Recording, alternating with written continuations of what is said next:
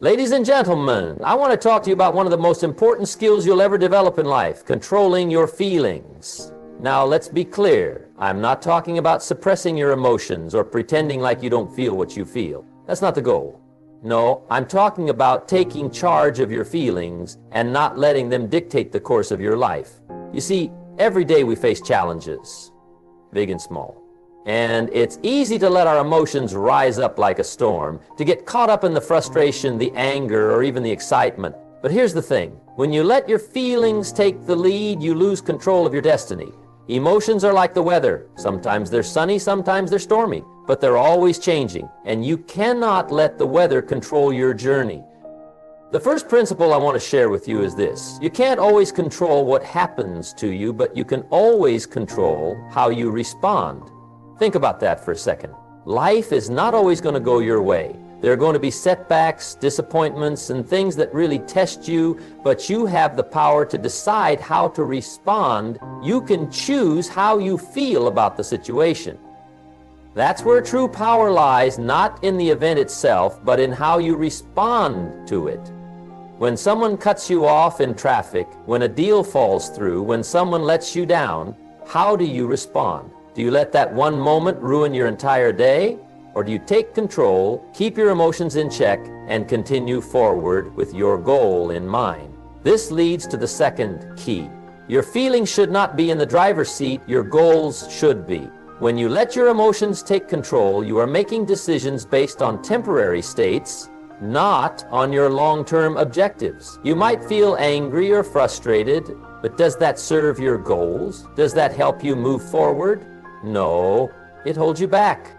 Instead, imagine if every time you felt a strong emotion, whether it was fear, anger, or even excitement, you paused and asked yourself, is this reaction helping me move toward where I want to go? If the answer is no, then you must take a step back and realign with your purpose. You don't have to be a slave to your feelings. Now, here's something else to think about. Feelings are often a reflection of your thoughts. If you're constantly thinking negative thoughts or dwelling on problems, your feelings will mirror that negativity. But if you change your thinking, if you start focusing on solutions, gratitude, and opportunities, your emotions will follow. Your thoughts shape your feelings, and your feelings shape your action. So, start by controlling your thoughts. Develop the discipline to focus on what you can do rather than what you can't. Start each day by asking yourself, what am I grateful for today? What can I accomplish today? And most importantly, how can I remain calm, focused, and positive no matter what challenges arise? And here's the most important piece of advice. You are the master of your emotions. No one can make you feel something you don't choose to feel. You may not control every event in your life, but you do control how you react to it. Think about this. You're sitting in a room with a lot of people. One person says something that offends you, and immediately you feel angry, upset. But someone else hears the same comment, and they laugh it off, unaffected. What's the difference? It's not the words, it's how each of you decided to respond. Master your emotions, and you master your life. Remember, your life is not shaped by the things that happen to you, but by the way you choose to respond. And the way you respond begins with controlling your feelings. Choose wisely. Your emotions will either lift you up or pull you down, but you're the one who decides which direction they go. So take charge of your feelings. Don't let them control you. Be the person who responds with wisdom, patience, and discipline. Keep your eyes on your goals and take each step with clarity and purpose. And I promise you, no matter what the world throws at you, you will rise above it. You can't control what happens to you, but you can always control how you respond. This truth is a cornerstone of personal growth and success. The way we react to circumstances shapes not only the outcomes of our lives, but the quality of our experiences. Life is full of unpredictable events. Some are beyond our control, while others arise from decisions we've made. But here's the most empowering thought. You are always in charge of your response.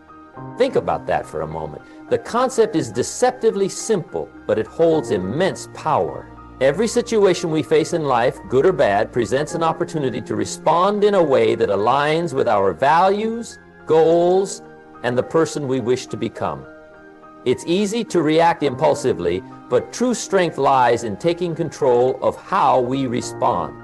We've all been in situations where we felt angry, frustrated, or overwhelmed. Maybe it was a difficult conversation with a colleague or an unexpected setback in a personal project. These emotions, while natural, can cloud our judgment and lead us down paths we later regret. But what if, instead of reacting in the moment, we took a step back and asked ourselves, what is the best way to handle this? How can I respond in a way that aligns with my long-term goals? The power of response comes down to one simple idea. You are not a victim of your circumstances. We often think that the events that happen to us determine our emotional state, but the truth is, our reactions are shaped by the way we perceive those events. Two people can experience the same situation, and one may feel defeated while the other finds an opportunity for growth. Why? Because one has chosen to respond with resilience and clarity, while the other has allowed their emotions to take control. One of the most important things to remember when we find ourselves in challenging situations is that our feelings are temporary. But the choices we make in response to those feelings have long-lasting consequences. Emotions are like waves in the ocean. They rise and fall, but they don't last forever. What does last is the impact of the decisions we make when those waves hit. It's easy to be swept away by emotion in the moment, but the person who is truly in control is the one who pauses, takes a deep breath, and chooses their response consciously. Let's break it down further. When something goes wrong, the first instinct is often to react based on emotion. Anger, frustration, fear, disappointment, all of these emotions can surface when life throws us a curveball. It's only natural. But what separates those who thrive from those who struggle is the ability to control how they respond. Take a moment to think about how you've handled challenging situations in the past.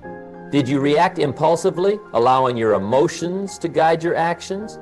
Or did you take a step back, assess the situation objectively, and choose a response that would best serve your long-term interests?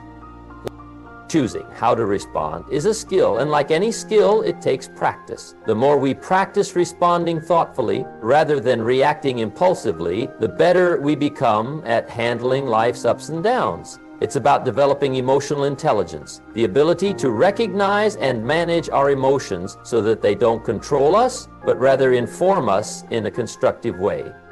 Take the example of a setback in a business venture. It's easy to feel defeated when things don't go according to plan. Perhaps a deal falls through, or a project you've worked hard on fails to meet expectations. It's normal to feel disappointed or frustrated, but if you allow those emotions to drive your response, you may make rash decisions that only worsen the situation. On the other hand, if you take a step back and choose to respond with resilience, learning from the experience rather than dwelling on the negative emotions, you set yourself up for future success. Your response in that moment can either trap you in a cycle of negativity or propel you forward with newfound wisdom. The key to controlling our response is self-awareness. The more aware we are of our emotions, the better equipped we are to manage them. When we recognize that we're feeling angry, anxious, or frustrated, we can pause and ask ourselves, is this emotion helping me right now? Is this reaction aligned with my goals? This simple practice of self-reflection can make all the difference in how we handle difficult situations. Another powerful tool in controlling our response is perspective. In any given moment, there are a multitude of ways to view a situation. One person might see a setback as a failure, while another might see it as a learning opportunity. One person might view criticism as a personal attack, while another sees it as valuable feedback. Perspective is everything. When we shift our mindset and choose to see challenges as opportunities, we change our emotional response and in turn our actions. You control your reactions. This idea is not just a nice thought, it's a fundamental truth about life. We don't always have control over what happens to us, but we always have control over how we respond to what happens. Life throws challenges our way, people disappoint us, circumstances change, and obstacles appear. Yet in every one of these situations, we have the ability to choose our reaction. The moment you accept that your reaction is under your control, everything changes. Think about it. Every time something happens to you, a feeling arises. Maybe it's a feeling of joy when something good happens, or perhaps it's frustration when something doesn't go your way. These feelings can be intense. But what's more important than the feeling itself is what you do next. Do you allow that feeling to take over and drive your actions? Or do you pause and choose a response that aligns with your goals, your values, and the person you want to be? Your ability to respond rather than react is what separates people who are successful in life from those who are constantly at the mercy of external circumstances. Most people react to situations instinctively based on their emotions. A car cuts them off in traffic and they immediately honk the horn feeling angry. A colleague takes credit for their work and they feel betrayed. A friend cancels plans at the last minute and they feel hurt and disappointed. Reactions like these happen automatically. But if we allow ourselves to be ruled by our initial emotions, we don't make decisions that serve us in the long term. Instead, we become slaves to our feelings, and those feelings are often fleeting, irrational, or misinterpreted. Reacting in the moment doesn't give us the opportunity to reflect, to think clearly, or to act in alignment with our true selves. On the other hand, choosing how to respond involves slowing down and being intentional. Instead of reacting impulsively, you can pause and decide how you want to handle the situation. This decision may not always come easily, especially when emotions run high, but it is always possible. The key is self-awareness and mindfulness. When you can recognize your emotional state, you create the space to choose a response. You may decide to let something go rather than holding on to anger, or you may choose to communicate calmly and assertively instead of lashing out. The power to choose your response is yours, no matter the situation. Let's consider a simple but impactful example. Imagine you receive some negative feedback at work. Your initial reaction might be to feel defensive or discouraged. These emotions are natural, but they are also temporary. If you react without thinking, you might become defensive, argue with your supervisor, or even give up on trying to improve. However, if you choose your response, you can decide to view the feedback as an opportunity for growth, to learn from it and become better. The feedback is the same in both scenarios, but your response makes all the difference. By choosing to respond thoughtfully, you open the door to progress and improvement, whereas an unconsidered reaction could keep you stuck in frustration. When you respond instead of react, you take control of your own emotional landscape. You stop letting external circumstances dictate your mood, your decisions, or your behavior. Instead of being a passive observer in your own life, you become an active participant.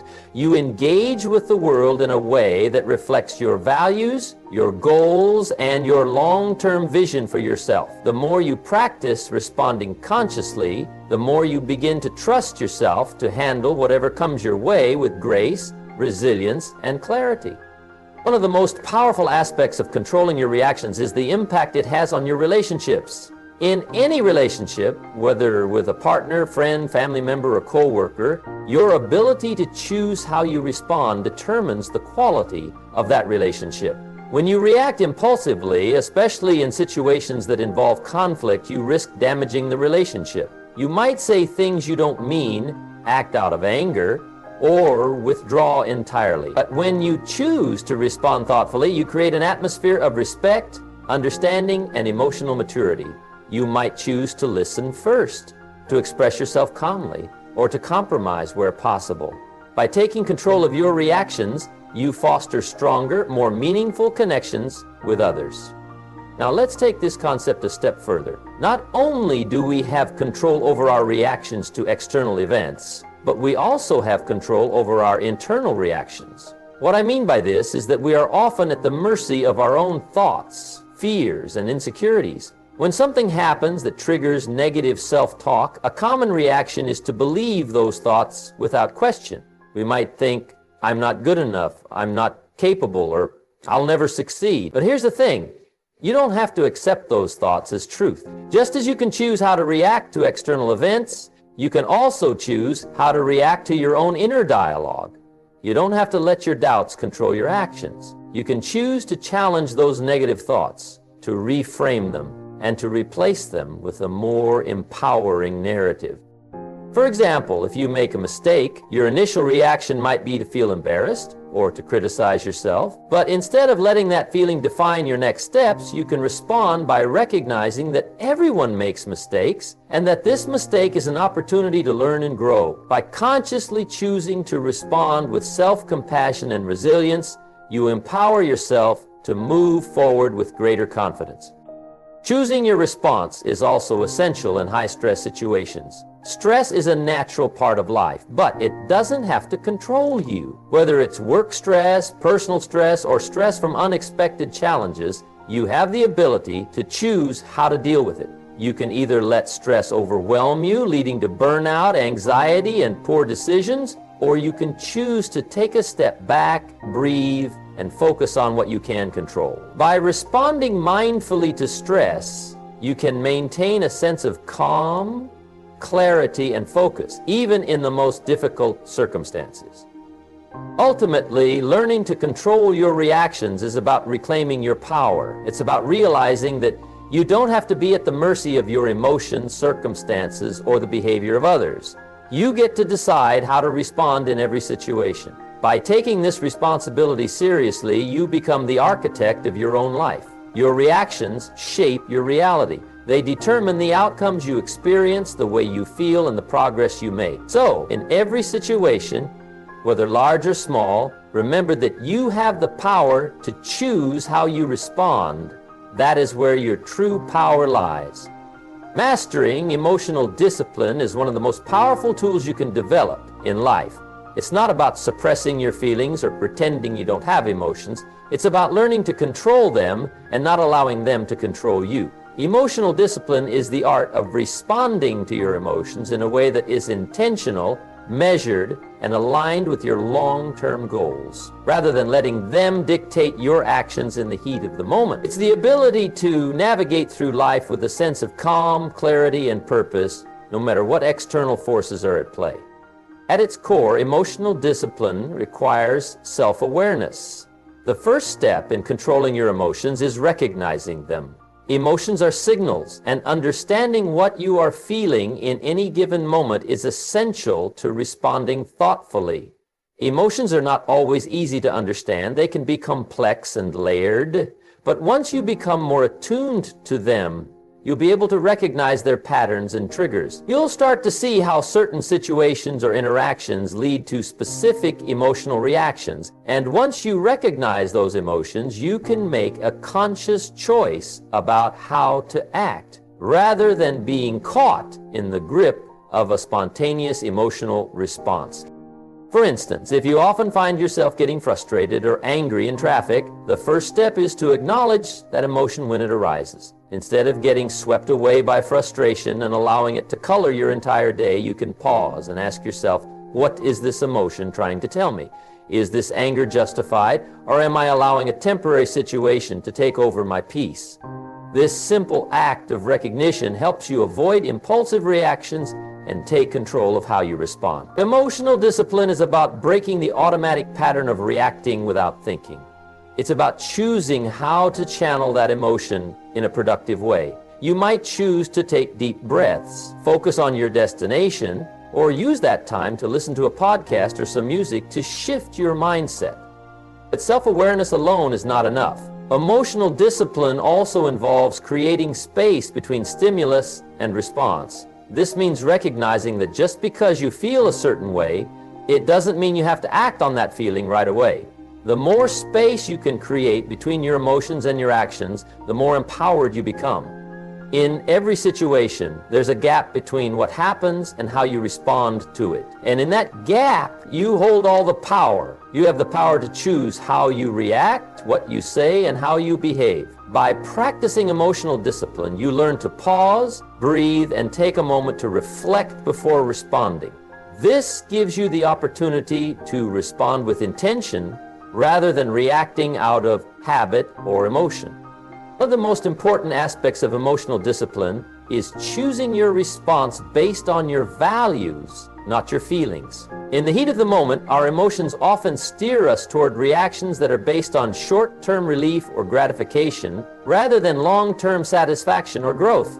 For example, if someone insults you, the immediate emotional response might be to lash out, defend yourself, or get defensive. But when you take a moment to choose a response that aligns with your values, such as kindness, integrity, or patience, you make a conscious decision that brings you closer to your ideal self. You might choose to stay calm, listen to the other person's perspective, or even walk away from the situation altogether. In doing so, you reinforce the emotional discipline to act in a way that supports your long-term goals and personal growth, rather than succumbing to the immediate emotional reaction that might not serve you well. Emotional discipline is also about resilience. Life is full of challenges, setbacks, and unexpected twists. In those moments of stress or adversity, it can be easy to become overwhelmed by your emotions, whether it's frustration, fear, or doubt. But emotional discipline teaches you to face adversity with grace and resilience. Instead of giving in to negative emotions, you develop the ability to rise above them. You understand that emotions are temporary and that you have the power to choose how to respond to challenges. By practicing emotional discipline, you develop the strength to face difficulties head-on without letting them knock you off course. You learn that while you may not be able to control every circumstance, you can always control how you respond. Another aspect of emotional discipline is learning to release and let go of negative emotions. Emotions like anger, jealousy, and resentment are natural, but if left unchecked, they can weigh heavily on us and interfere with our happiness and peace of mind. Emotional discipline teaches you how to process these emotions in a healthy way so they don't fester and control you. Rather than holding on to anger or grudges, you can choose to forgive and move on. This doesn't mean that you condone harmful behavior or that you forget about the wrongs done to you. It simply means that you're no longer willing to let negative emotions dictate your state of mind or your future. Emotional discipline allows you to release the grip of past hurts and create space for healing and growth.